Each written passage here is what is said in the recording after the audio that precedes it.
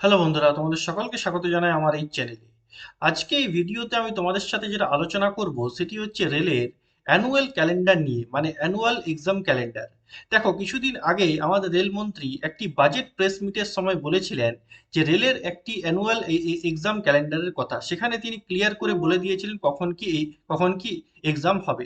তো সেই কথাটির পরিপ্রেক্ষিতে ভারতীয় রেলের বা রেলওয়ে রিক্রুটমেন্ট বোর্ড একটি অফিসিয়াল নোটিশ প্রকাশ করেছে যে কখন কি রেলের কোন এক্সামটা কখন কি কন্ডাক্ট করা হবে সেইটা নিয়েই। তো এই যে নোটিশটা তোমরা দেখতে পাচ্ছ, এটি হচ্ছে সেই অফিসিয়াল নোটিশ যেখানে সমস্ত ডিটেল তথ্য দেওয়া আছে। ওকে, দেখো তাহলে এই ডিটেল তথ্যগুলো অ্যাকচুয়ালি কি প্রথমে দেখে নিই। দেখো, যেটা হচ্ছে government of India, ministry of railway recruitment board. Okay, দেখো কি আছে না, annual calendar of RRB recruitment, মানে রেলওয়ে রিক্রুটমেন্ট বোর্ডের যে সমস্ত রিক্রুটমেন্ট গুলো সেগুলি বছরের কোন কোন সময় হবে। ওকে, দেখো প্রথমেই কি আছে না, issue of centralised employment notification. দেখো কি আছে না, পিরিয়ড আর ক্যাটাগরি, বছরের কখন কখন কখন কোন ক্যাটাগরির ভ্যাকেন্সি আসবে। দেখো, প্রথম যে পিরিয়ডটা থাকছে সেটি হচ্ছে জানুয়ারি থেকে মার্চ। ঠিক আছে, জানুয়ারি থেকে মার্চ, এটা হচ্ছে ফার্স্ট পিরিয়ড। এখানে কিসের ভ্যাকেন্সি আসবে না, এলপির একটা ভ্যাকেন্সি আসবে, অ্যাসিস্ট্যান্ট লোকো পাইলটের ভ্যাকেন্সি আসবে জানুয়ারি থেকে মার্চের মধ্যে। ওকে, তারপর নেক্সট হচ্ছে এপ্রিল টু জুন। ঠিক আছে, এপ্রিল টু জুন এই সময় কিসের ভ্যাকেন্সি আসবে প্রতি বছর, টেকনিশিয়ানের ভ্যাকেন্সি আসবে প্রতি বছর এপ্রিল থেকে জুন মাসের মধ্যে।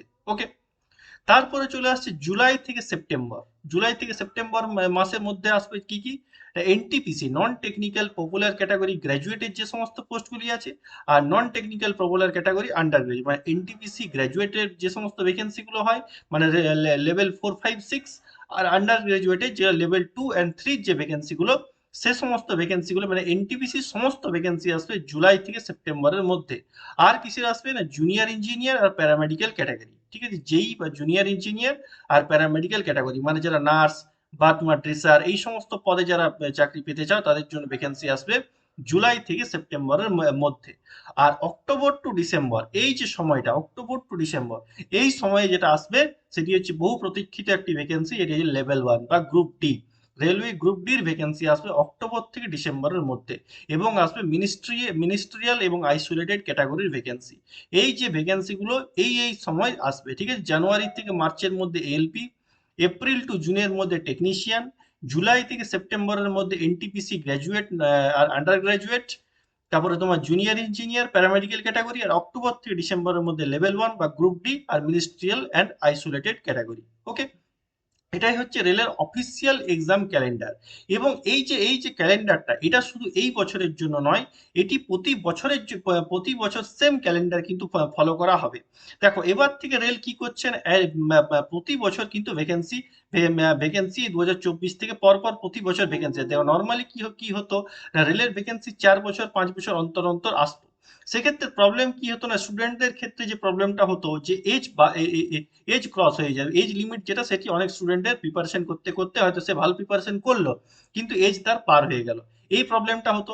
আর দ্বিতীয় রেলের কি প্রবলেম হতো, যে প্রথমে অনেকগুলি স্টুডেন্টকে একসাথে হয়তো নিল চাকরিতে, কিন্তু কি করে অনেক স্টুডেন্ট হয়তো চাকরি পেলো কিন্তু ছেড়ে চলে যায়, যার ফলে কি হয়, রেলের কাছে যে পরিমাণ এমপ্লয়ি দরকার সেই পর্যাপ্ত পরিমাণ এমপ্লয়ি থাকে না।